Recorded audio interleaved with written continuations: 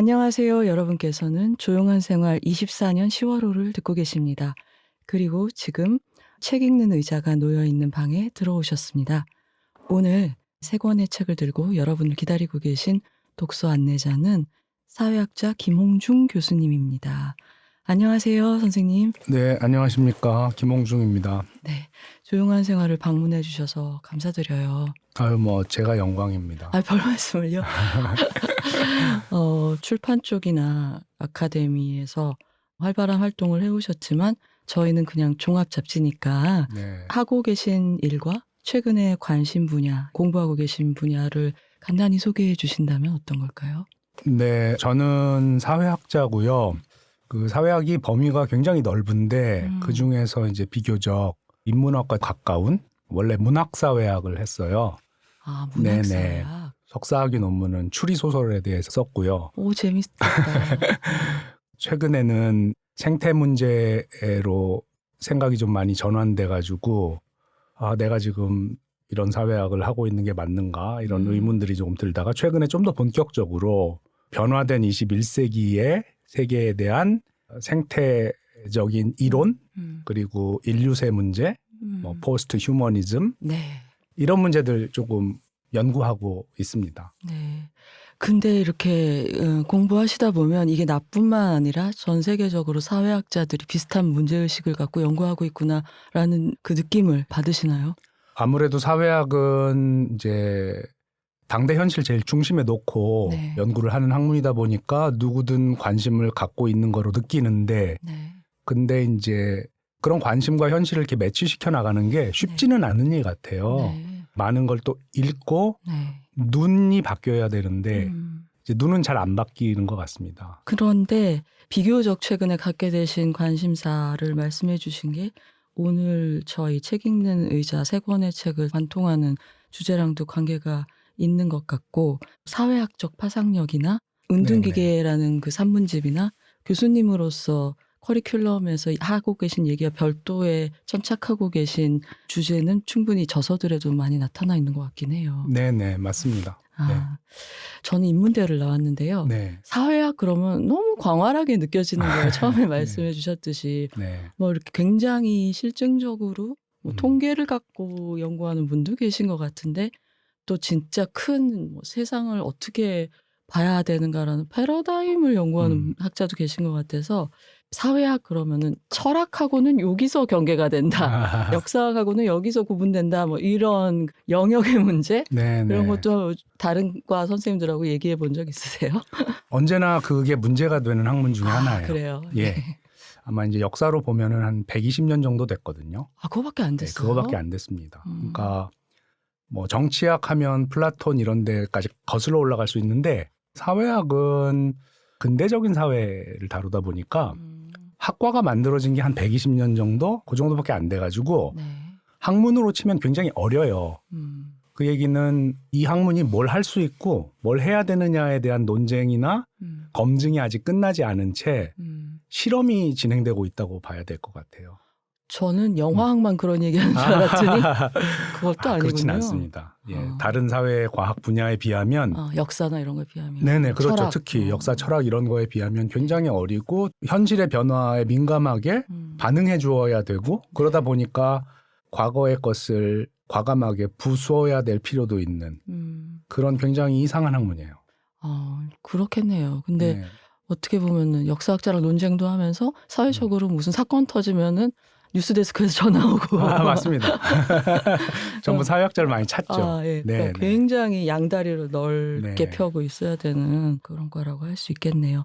자, 그래서 여러분이 궁금해하실 10월호 책 읽는 의자 책들을 아우르는 대주제를 선생님이 얘기를 해주시죠. 세 권을 이렇게 관통하는 주제를 먼저 생각한 건 아니었고요. 네. 제가 최근에 좀 재밌게 눈여겨보는 그런 책 세 권을 랜덤하게 골랐는데 고르고 나니까 포기나 비움이어야 될 것 같아요. 포기, 비움. 네. 특히 그 자기를 비운다는 네. 아마 기독교 신학의 용어인데 케노시스라는 용어가 있거든요.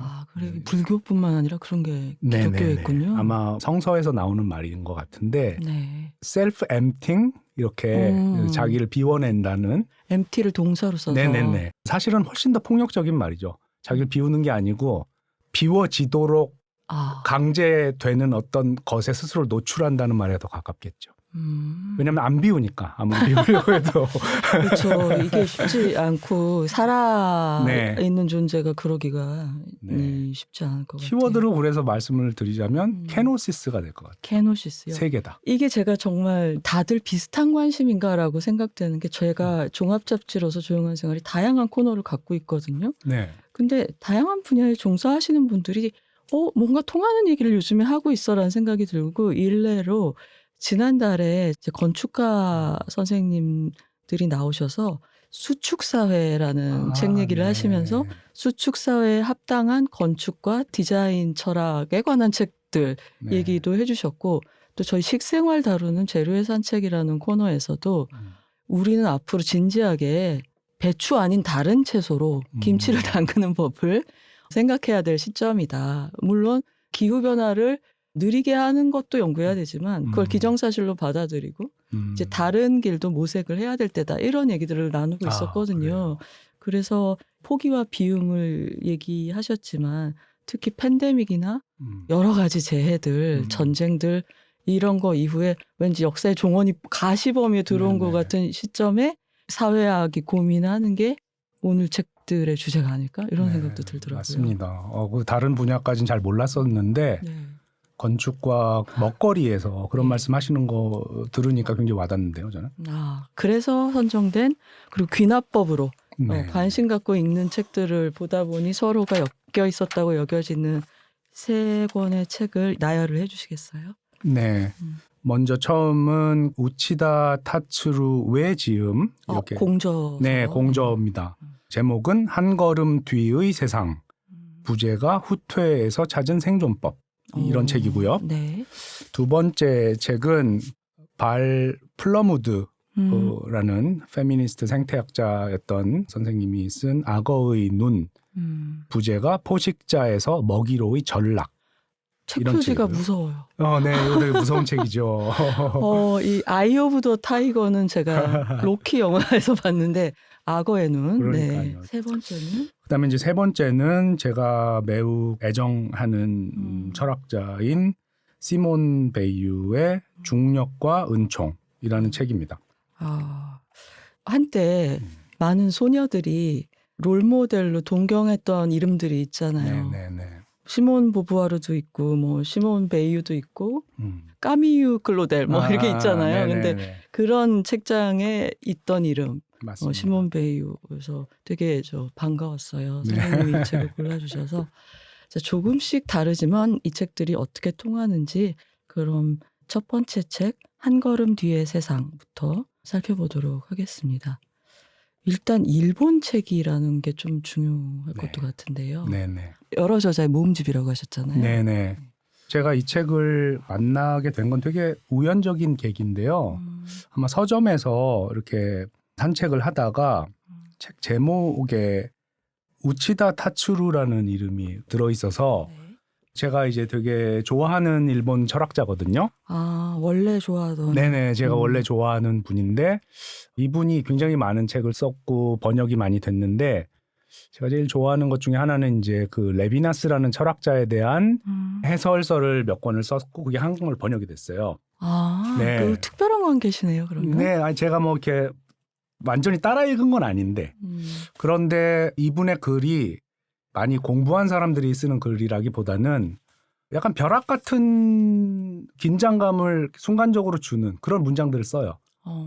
가령 이런 식이었던 것 같습니다. 그러니까 레비나스의 시간과 타자라는 책을 소개하면서 레비나스가 타자와의 관계가 시간이다. 이런 이상한 문장을 쓴다는 거예요. 시간은 흐르고 이런 게 아니고 타자와의 관계가 시간이다. 이해가 안 간다. 40년 전부터 읽어봤지만 이해가 안 가는 문장이다. 이렇게 얘기하면서 만약에 세상 사람들이 다 죽고 혼자 무인도에 살아남아 있는 사람이 있다면 그 사람에게 시간이라는 게 있을까 이렇게 묻는 거예요.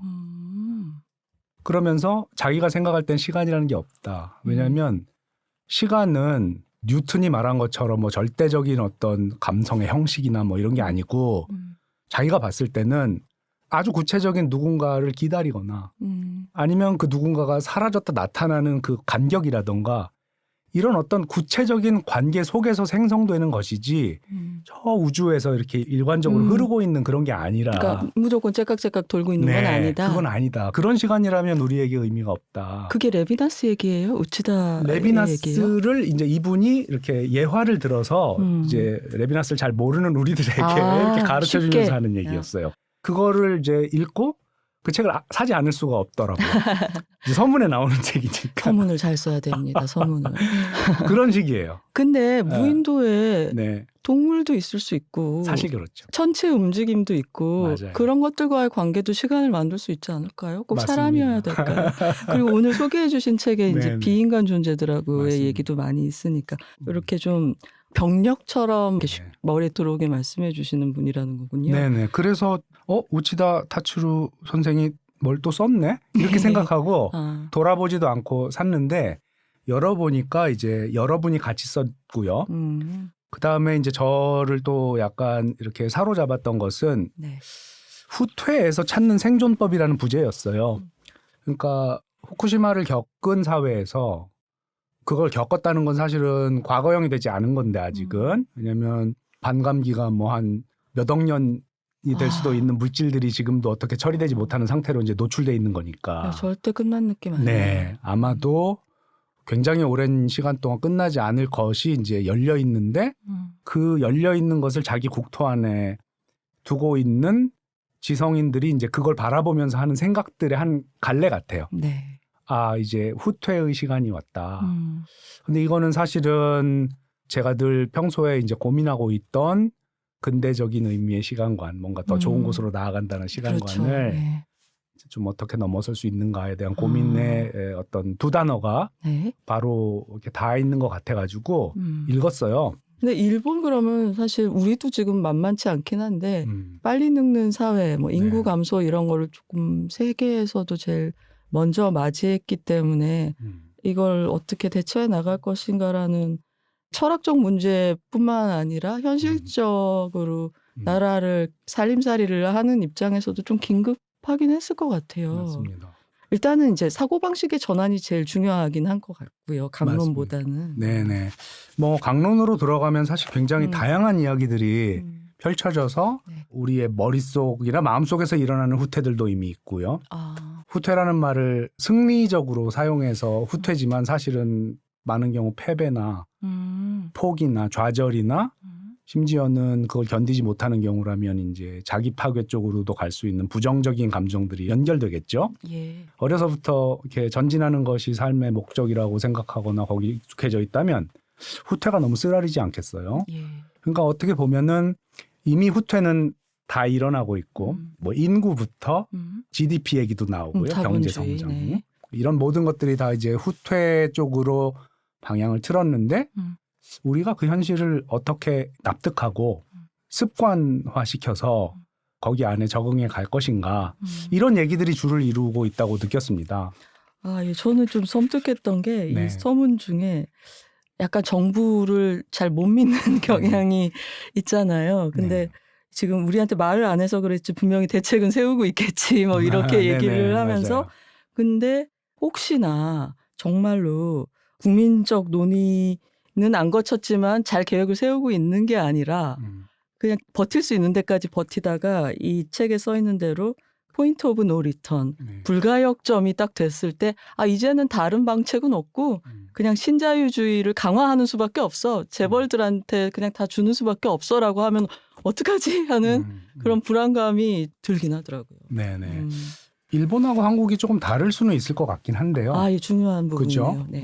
한중일을 놓고 대만까지 놓고 보면 약간 흥미로운 비교가 이루어지는 경우들이 많이 있는데 일본이 예를 들면 민주주의적인 역량 같은 게 이제 로컬에 많이 뿌리를 내리고 있어가지고 큰 문제에 대해서 이렇게 한국처럼 이렇게 센터로 다 집결해서 문제를 해결하려는 그런 종류의 동원 같은 건 되게 약한 것 같아요. 아, 근데 로컬로 가면 뭐 거기는 되게 여전히 뭐 청년들도 되게 활발하고 그냥 나름 잘 사는 것 같아요. 항상. 좀 공동체가 아직 우리보다는 네네. 덜 해체가 네. 게다가 뭐 거기에 다 빠른 거에 적응해 가야 된다는 강박관념도 좀 약하고 좀 다양하고요.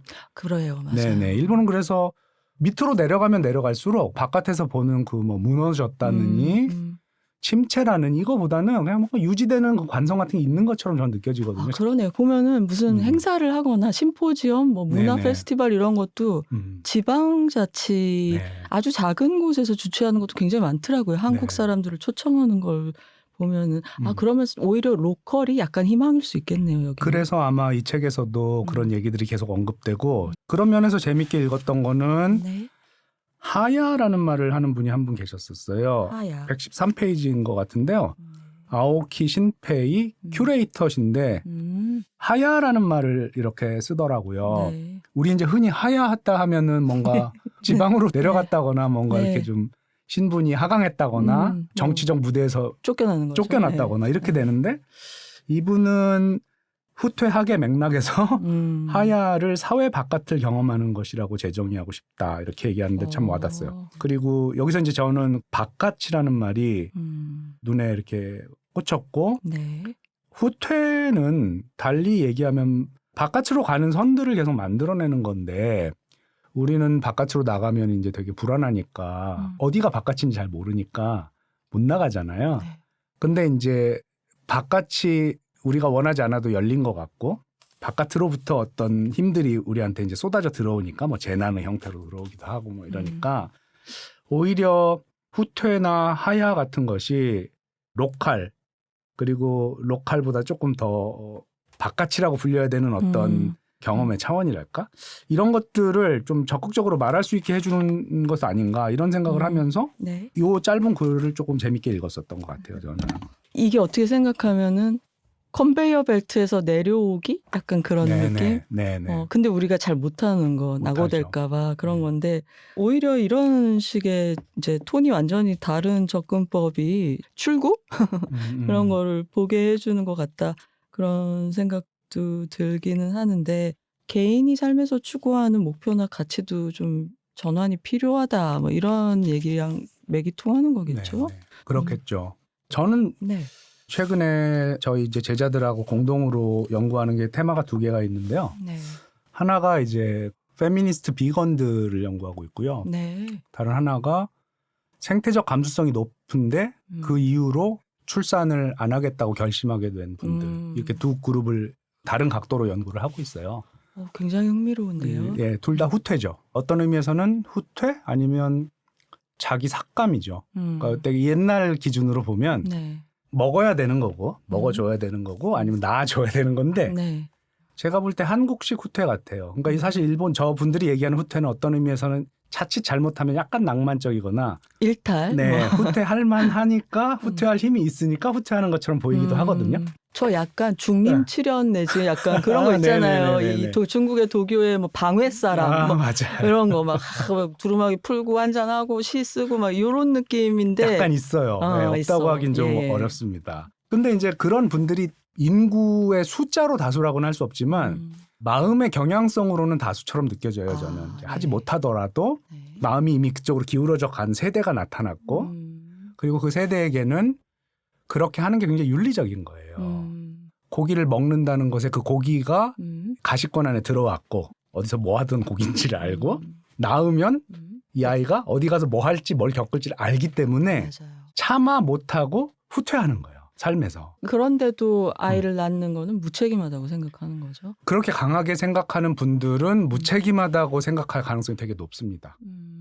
그런 표본 그룹을 선정을 하신 다음에 뭐 인터뷰를 하시는 건가요? 아이를 낳지 않는 그룹하고 그 비건 비건은 페미니스트. 둘 다 인터뷰를 수행을 해서 네.